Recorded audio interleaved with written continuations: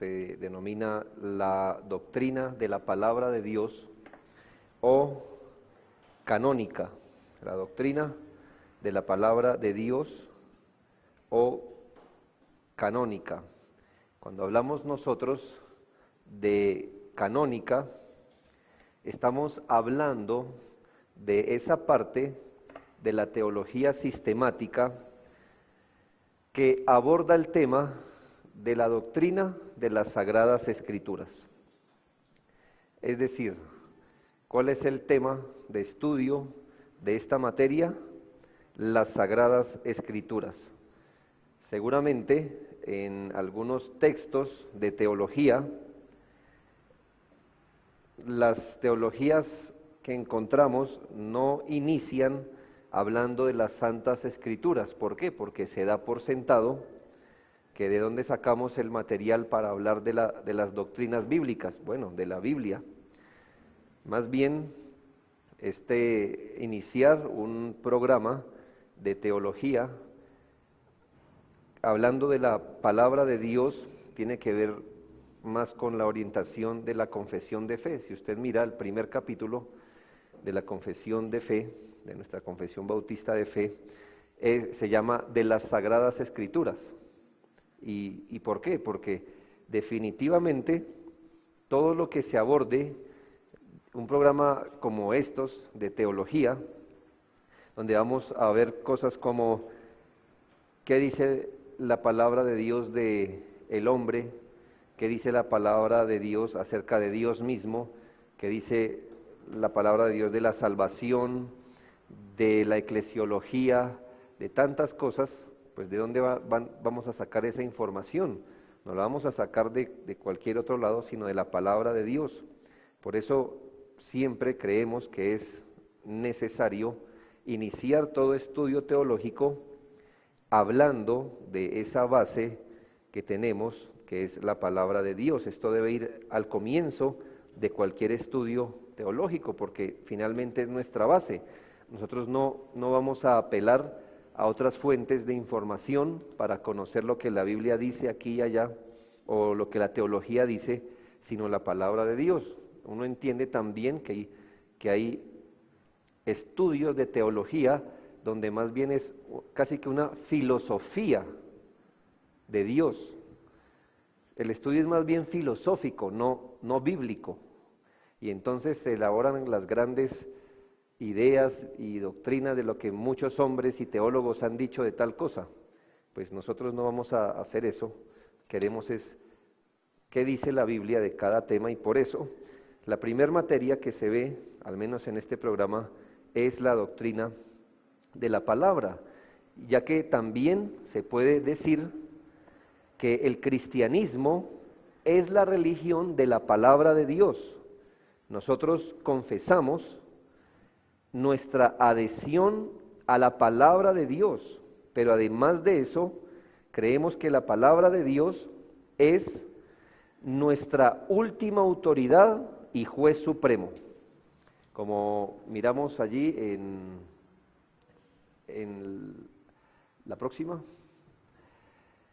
creemos que la palabra de Dios es nuestra autoridad última, es decir, ¿hacia qué estamento más arriba de la palabra de Dios pudiéramos apelar para cualquier cosa?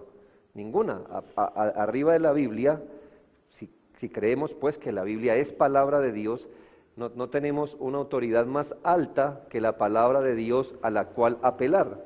Y entendemos también que la Biblia es la base o el fundamento sobre la que todas nuestras creencias, nuestra vida, nuestras doctrinas se deben fundamentar.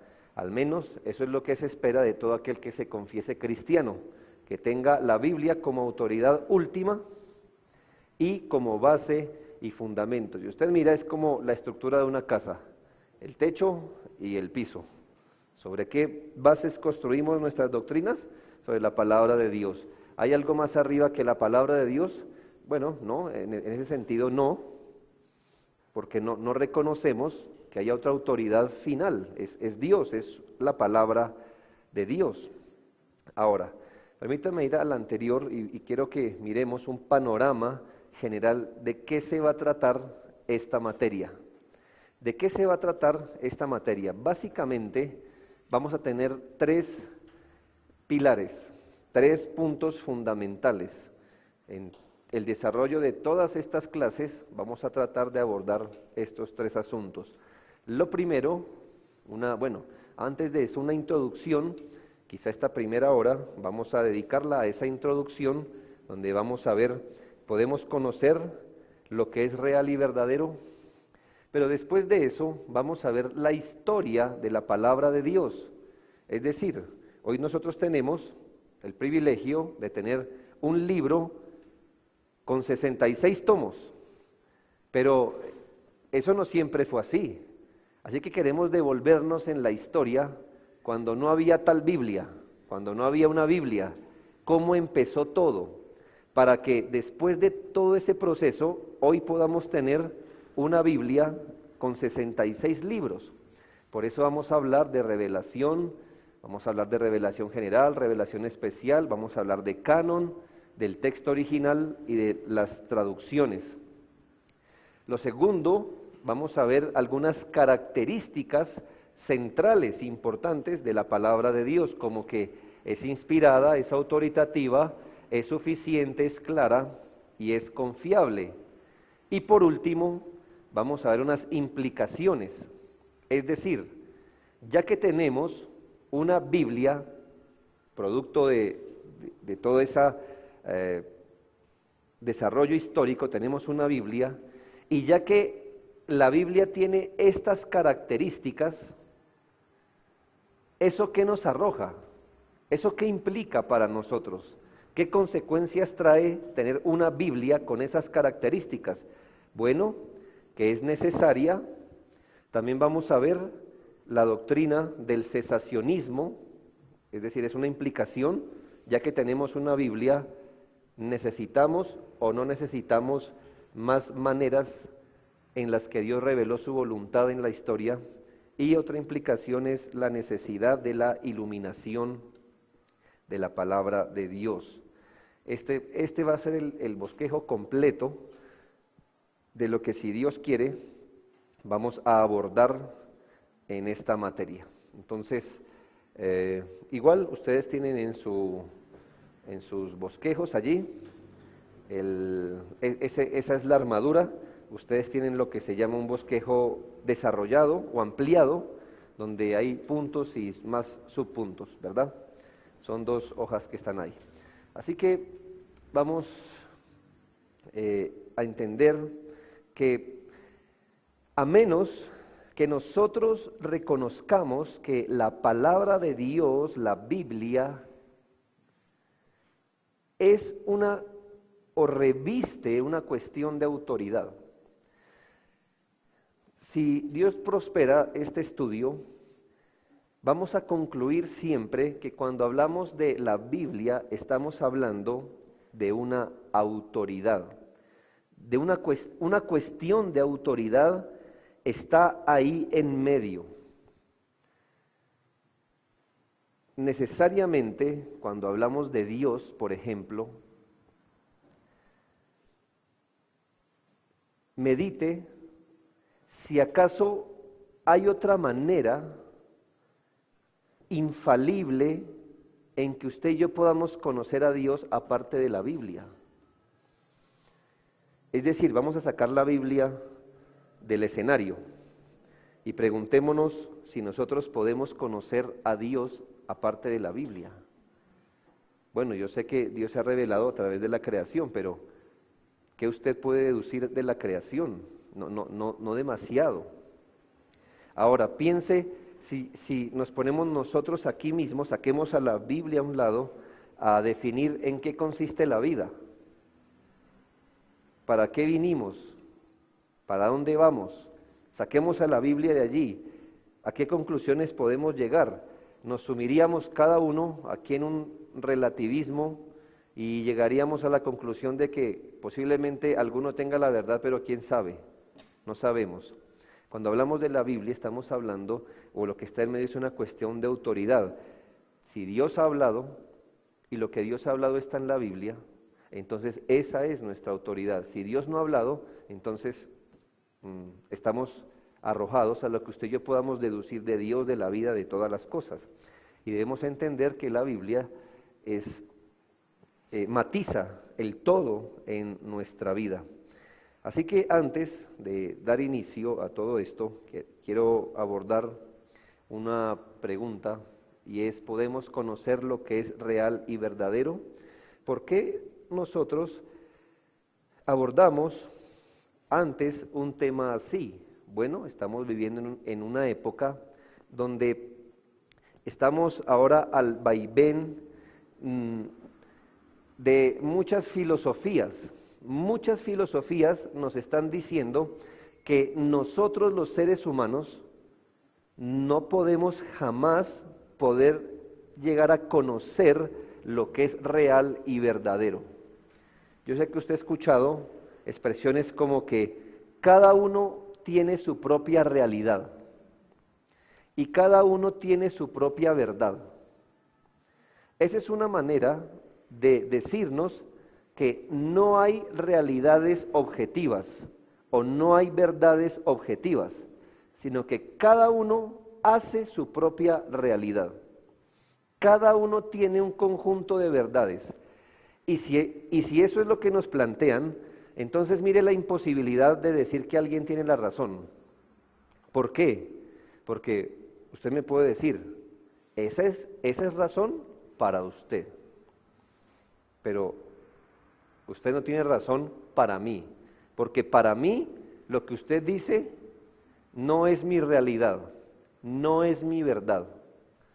Y eso es lo que hemos llamado, o lo que se ha denominado, un relativismo de hoy, donde se nos dice que no hay realidades absolutas, no las hay, que las cosas no son buenas, malas en sí mismas, sino que son relativas. Puede ser bueno para usted, si para usted es bueno algo, pues es bueno, si para usted lo que para mí es bueno es malo, pues es malo y hay que respetarle. Y por eso nos es necesario abordar este tema. ¿Realmente nosotros podemos conocer lo que es real y verdadero? ¿O estamos arrojados a tratarnos unos a otros como diciendo, ¿qué le pareció el día de ayer? Un momento. Fue día para usted. Para mí cuando sale el sol es noche. Entonces, porque esa es mi realidad, esa es mi verdad.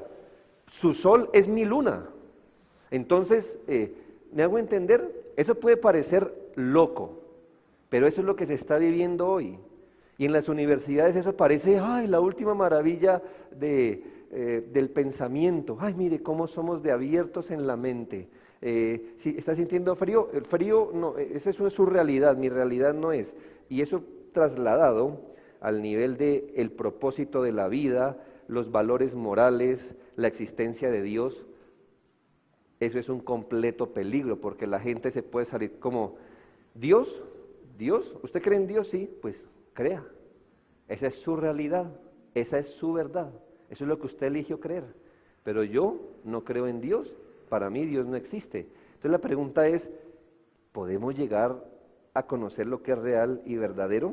Bueno, existen 3 puntos de vista principales acerca de cómo podemos saber lo que es real y verdadero. Existen 3 puntos de vista principales, puede haber muchos más, pero para nuestros propósitos vamos a ver 3, acerca de cómo sabemos lo que es real y verdadero. El primer punto de vista es el humanismo secular, el humanismo secular. El humanismo secular sostiene que nosotros somos completamente independientes de Dios y que nosotros tenemos total control sobre el proceso de adquirir conocimiento. ¿Qué hace el humanismo secular? De entrada, desecha a Dios. No sé si crean que existe o que no existe, les da igual. El punto es que el humanismo secular dice, yo puedo conocer lo que es real y verdadero, independiente de cualquier otro medio. Es decir, yo no necesito a Dios para que me diga lo que es real y verdadero, no lo necesito. Yo mismo, por mis propios medios, puedo acercarme a la vida, puedo acercarme al mundo, puedo acercarme a los valores y yo mismo puedo conocerlos. La pregunta es, ¿cómo se puede hacer eso? La única manera es a través de mis propios sentidos. Es decir, ¿cómo yo sé que algo es verdadero? Por lo que veo, por lo que toco, por lo que puedo oler, por lo que yo puedo razonar. Y al final, ya que yo mismo, ¿verdad?, me acerco con mis sentidos, con mi razonamiento, no, bajo este punto de vista, no necesito a Dios, ya sea que Él exista o si creo que no existe, yo puedo acercarme y conocer el mundo, conocer todas las cosas a través de mis sentidos y de mi propio razonamiento. Al final, hermanos, ¿quién decide qué es o no real y qué es o no verdadero? El hombre. Por eso se llama humanismo. Humanismo. La mayoría de la gente supone, por ejemplo, que para conocer el mundo debemos investigarlo con nuestros propios sentidos. Así es que se conoce el mundo. ¿Cómo usted conoce que tal cosa es real? No, pues yo voy, la miro, puedo investigar mis sentidos, todo lo que entre por mis sentidos es cierto. Luego utilizamos nuestro razonamiento para unir la información que hemos recolectado con nuestros sentidos y entonces, fruto de ello, tenemos la verdad, la realidad. ¿Y usted cómo sabe que eso existe? ¿Y usted cómo sabe que eso es? Bueno, yo lo vi, yo averigüé, yo razoné, yo miré esto y llegué a mis propias conclusiones.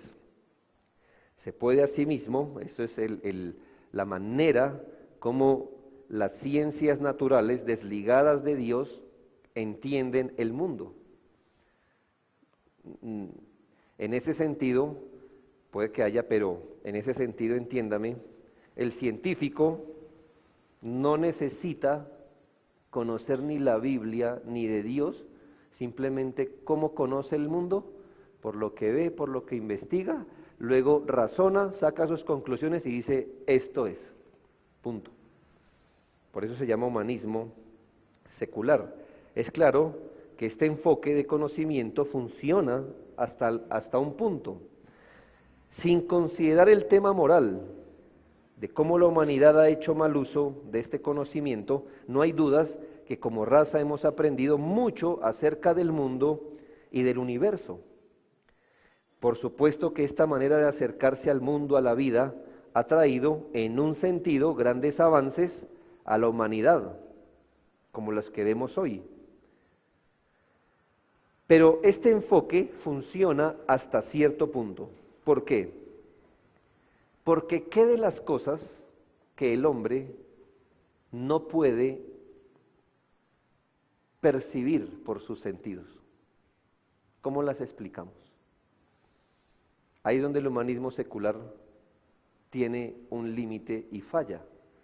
Es decir, acérquese de esa manera al mundo y podrá tener muchas respuestas, pero no todas, porque hay cosas que usted no puede ver, hay cosas que no podemos entender, que se escapan del mundo de los sentidos, y entonces el humanismo secular no nos puede dar una información precisa y verdadera de las cosas que no vemos.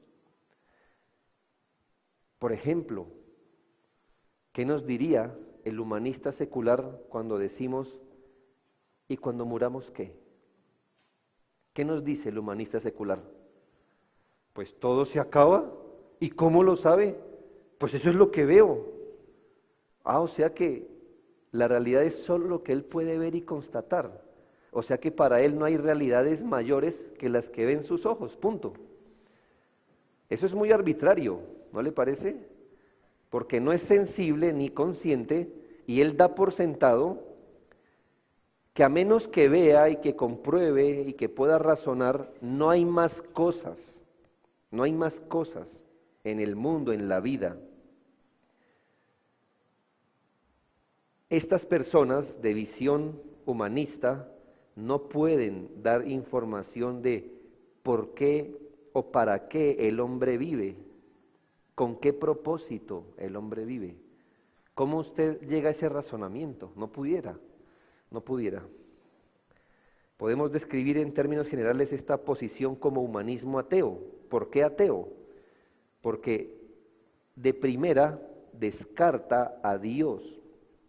Por supuesto que hay gente que dice creer en Él, pero se las arreglan muy bien para mantenerlo fuera de sus vidas y pensamientos. En la práctica son ateos, porque piensan y actúan como si Dios no estuviera presente.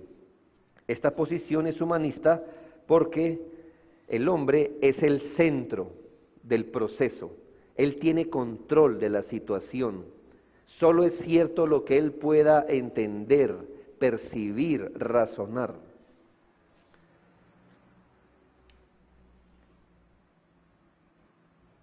El hombre, bajo este punto, es quien puede decidir qué es razonable y qué no lo es, y aún definir, llamémosle arbitrariamente, qué sentido tiene todo. Todas las formas de humanismo suponen que solo la mente humana es el juez final de lo que es o no verdadero. Ya que usted va a empezar a entender, la mente humana es el juez final de lo que es verdadero o no. El segundo punto es el humanismo teísta. Humanismo teísta. Y cuando hablamos de teísmo, ya Dios está involucrado. Todas las cosas que son teos tienen que ver con Dios. Así que el humanismo teísta sostiene que el hombre puede conocer puede conocer todas las cosas de forma independiente de Dios, aunque solo en parte. Es decir, el humanismo teísta, como usted se puede dar cuenta, está compuesto. Es humanista en cuanto a que cree que el hombre puede llegar al conocimiento del mundo, de las cosas, de forma independiente de Dios. Es decir, como si hubiera un área o áreas de la vida que el hombre puede conocer y entender sin necesitar a Dios. Por eso humanismo. ¿Y por qué es teísta?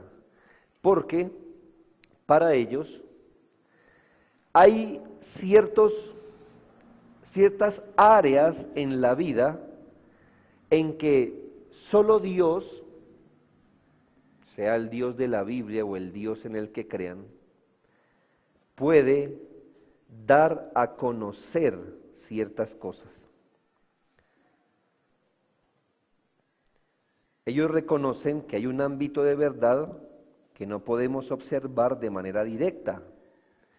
Para poder conocer todo acerca de ese ámbito espiritual, por ejemplo, no hay problema en cómo la naturaleza es un testimonio al hombre, ¿verdad? Así que el hombre puede acercarse a la naturaleza independiente de Dios. ¿Sí ve dónde está Dios en su proceso de razonamiento?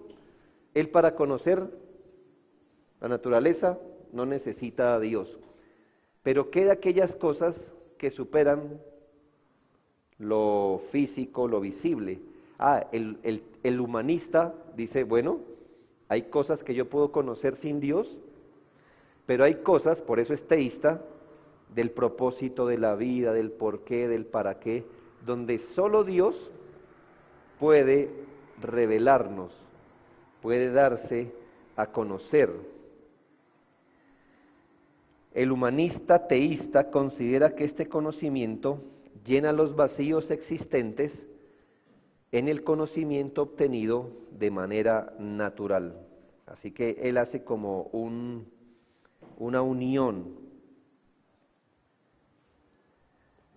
Él no cree que necesariamente dependa de Dios. Más bien, él cree que Dios es el agente que puede llegar a complementar la manera en que uno entiende la realidad. Así que, como el humanista teísta nos dice qué es real y qué es verdadero, él nos puede decir a través de lo que yo puedo ver, de lo que yo puedo razonar, y también en aquellas cosas que yo no puedo ver y razonar, Dios complementa mi entendimiento de lo que es real, de lo que es verdadero. Sin embargo, como usted se puede dar cuenta, el humanista teísta es primero humanista que teísta, por lo cual también si hay algo que contradiga, vamos a suponer esto, vamos a suponer que Dios tiene cierta información que contradice lo que él pudo ver y observar a través de medios naturales. Vamos a suponer que Dios lo desafía en ciertas cosas, que Dios da una información al hombre que él no ha podido entender a través de forma natural. ¿Qué haría el humanista teísta? Pues él va a decir, entonces, no lo que yo he entendido está mal, sino yo creo que esto no está bien. Le pongo el ejemplo de la Sagrada Trinidad. Cuando el hombre se acerca a todo lo natural, todas las cosas son uno, ¿verdad? Una persona, un ser, una persona, un ser. Y así se acerca, ¿verdad? Aquí estamos un conjunto de personas, cada uno es una persona y un ser distinto, un ser aparte. Aquí estamos sentados, uno al lado de otro, un ser. Así que él aprende a razonar de esa manera. Pero cuando entiende la naturaleza de Dios, yo le pregunto, cuando entiende o supone, o por algún motivo, llega la información de que Dios es trino, ¿qué hace el humanista? No, esto tiene que tener una explicación. Hay una explicación. O son tres dioses, o no, pero a mí no me da eso, porque si este es Dios, y este es Dios, y este es Dios, ahí me suman tres. O es uno o es tres. Y entonces, ¿qué va a hacer el humanista teísta? Va a optar no por lo que entiende de Dios, ¿sí ve? Sino por lo que es su razonamiento. Al fin y al cabo, por eso es humanista teísta, porque la manera de él entender la realidad, ¿cuál es? En última instancia, su propia razón. Así que él no tiene problema cuando lo que entiende de Dios casa con su razonamiento, pero cuando lo que entiende de Dios no casa con su razonamiento, no va a decir, está bien, Dios tiene razón, no, va a decir, esto tiene una explicación. Por eso es humanista teísta. Si usted ve, tanto lo que vimos anteriormente, como el humanismo secular, como el humanismo teísta, la razón es el juez supremo de todas las cosas. Pero está el tercer punto, y es el teísmo cristiano. Otra vez está Dios metido, pero tiene el apellido, llamémosle así, cristiano. Este punto de vista es el bíblico. Y todo empieza así. Dios creó todo y por lo tanto sabe todo acerca de lo que creó. ¿Sí ve dónde empezamos a tejer el argumento? No en el hombre, ni siquiera en la naturaleza, sino en Dios. Hermanos, ¿alguien más en este universo puede darnos razón de qué es lo creado? ¿Que Dios mismo? Hermanos, Él es el creador de todo, lo sabe todo. Es más, entre todo lo que creó, creó la humanidad a su propia imagen, de modo que creó al hombre con la capacidad de poderle conocer y de poder acercarse a la creación, todos los hechos, incluyendo aquellos acerca de nosotros mismos, hacen parte de la creación de Dios. ¿Por qué? Porque Él no solo creó todas las cosas, sino que entendemos la famosa doctrina de la providencia, donde Él gobierna todas las cosas. Entonces la pregunta es, ¿a dónde nosotros tendríamos que ir para conocer qué es algo de lo creado? ¿A Dios?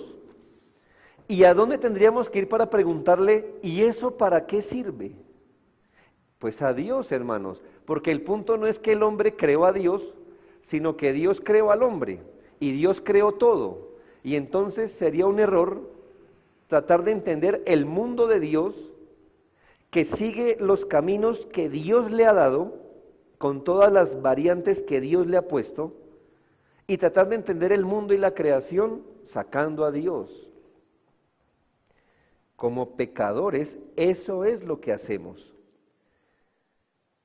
Es nuestra la confusión, no de Dios, pero es nuestra la confusión producto del pecado.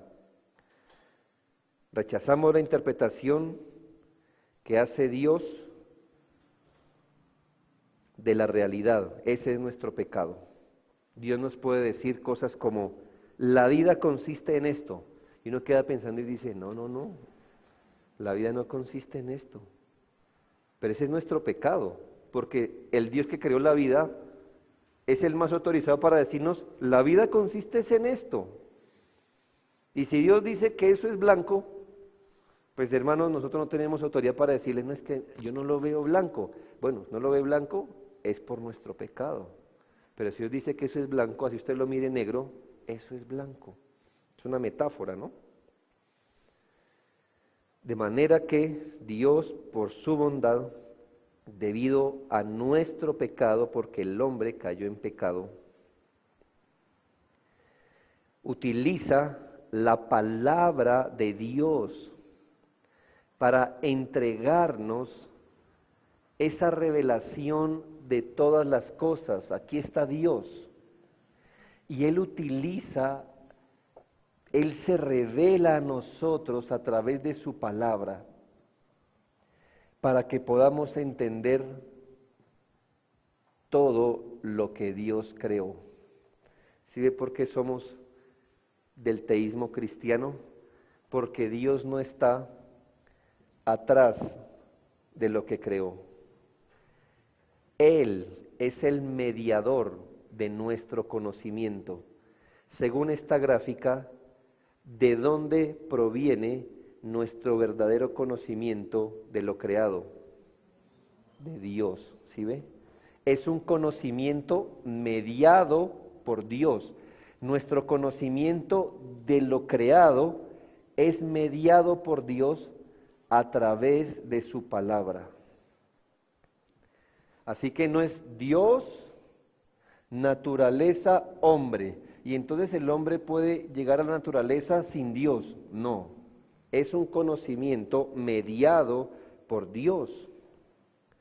Solo así podemos conocer lo que es verdadero. El hombre, el ser humano, fue creado para conocer a Dios.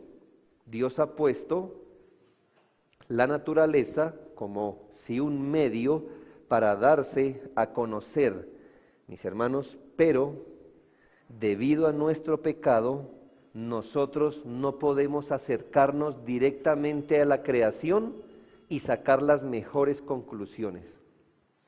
Le pongo el ejemplo de lo que ha pasado con la teoría de la evolución. Dios ha puesto la naturaleza para dar testimonio de él. ¿Y qué ha hecho la evolución? Mirar la naturaleza y concluir que Dios no existe.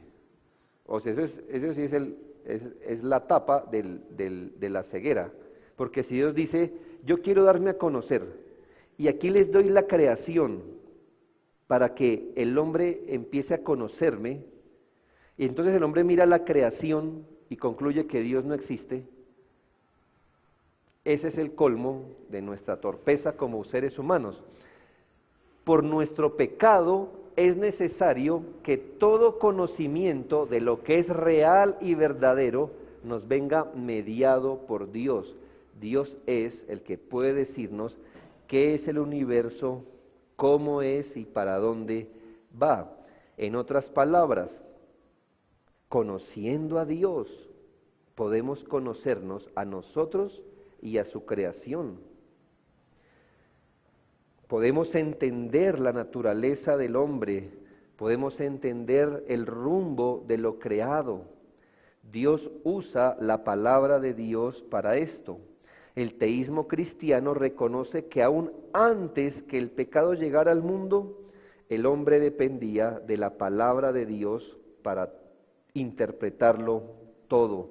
Cuando Adán fue puesto en el Edén, Adán no conoció lo que era bueno o malo, independiente de Dios. Cuando Adán fue puesto en el Edén, no conoció a Dios por procesos de investigación. ¿Cómo llegó Adán a conocer a Dios? ¿Y cómo llegó Adán a conocer la voluntad de Dios? Porque Dios se lo reveló, porque Dios habló con él. ¿Ve? Así que Adán no llegó a la creación diciendo, ¿qué será esto? Venga, investigo, venga, averiguo. Voy a usar mi razonamiento, voy a usar mis sentidos, voy a llegar a mis propias conclusiones. Y Dios lo esperaba a lo último del camino para decirle si lo que había hecho era bien o mal. No. Dios lo creó y Dios le dijo, este es el jardín y usted está aquí para esto y eso no haga y esto haga y etcétera. Aún antes del pecado, el hombre depende de Dios para acercarse a su creación y conocer así lo que es real y verdadero. ¿Cuánto más ha pasado cuando el hombre cayó en pecado?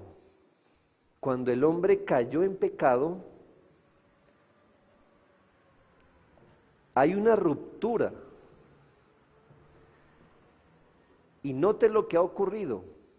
Cómo el hombre, enemistado con Dios, va a conocer lo que es real y verdadero.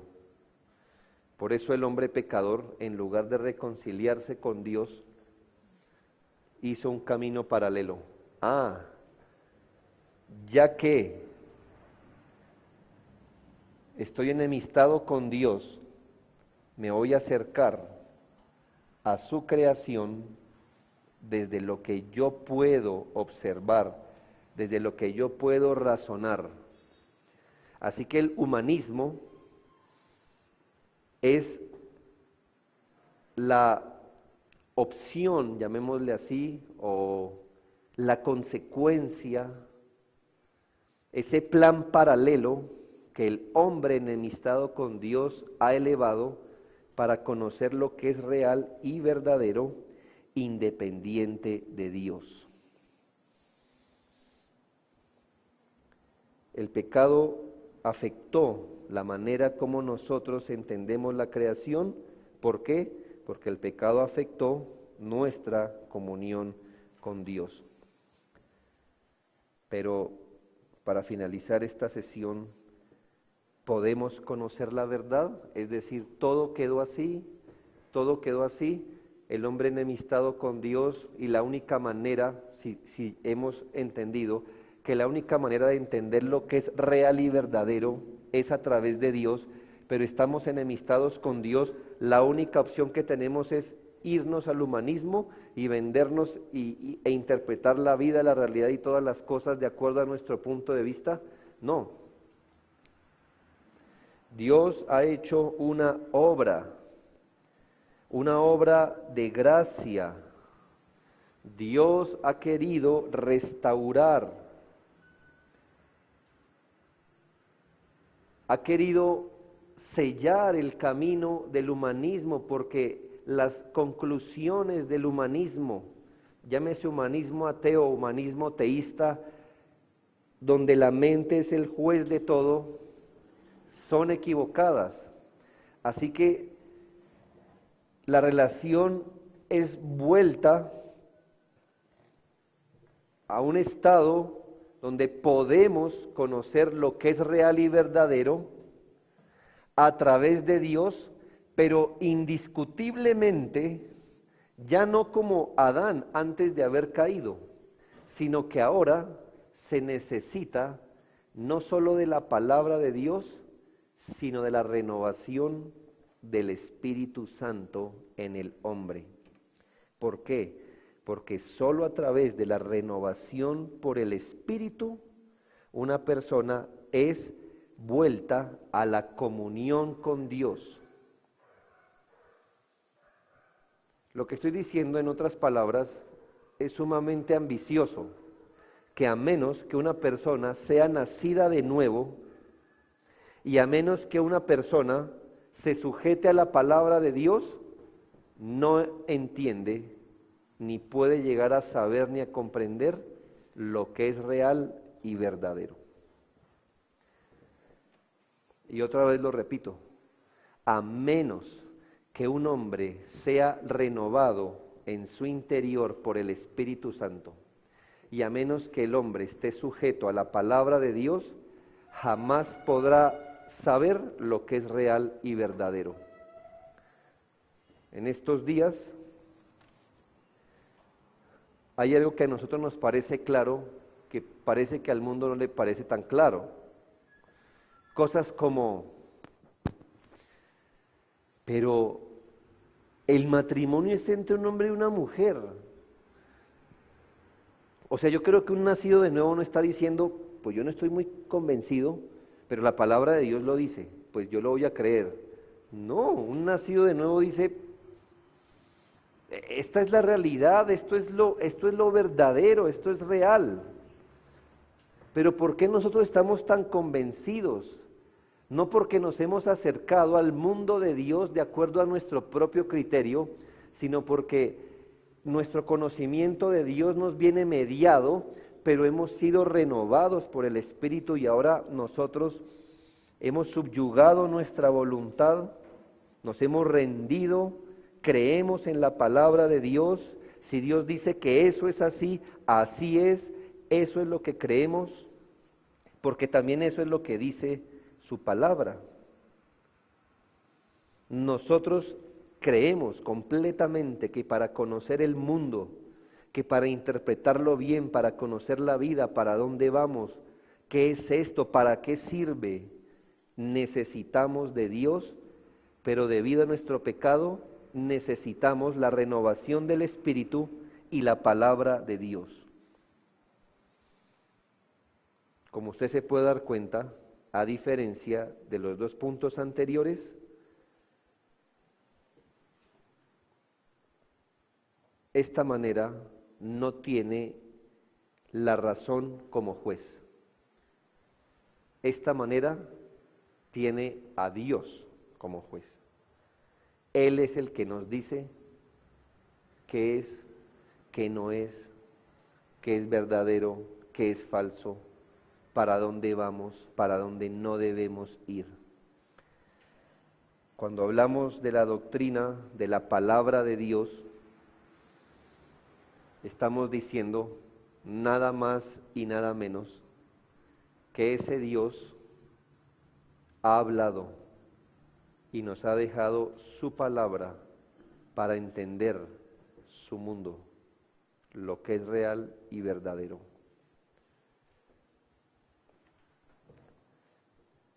La autoridad suprema de dar testimonio de qué es lo verdadero, qué es realidad, es de Dios.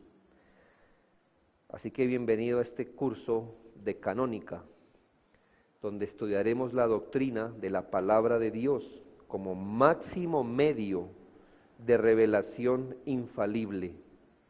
Nadie nos puede hablar de Dios sin la Biblia. Nadie nos puede hablar de la voluntad de Dios sin la Biblia. Nadie puede interpretar correctamente la vida sin la Biblia. Nadie puede entender la existencia, la naturaleza, el mundo, lo visible, lo invisible, la vida, la muerte, la salvación, la condenación, el hombre, el mundo, aparte de la Biblia. Por eso, hermanos, esta doctrina que vamos a estudiar no es cualquier cosa, es la doctrina de la palabra de Dios, y vamos a parar esta sesión en este momento y seguiremos en la próxima.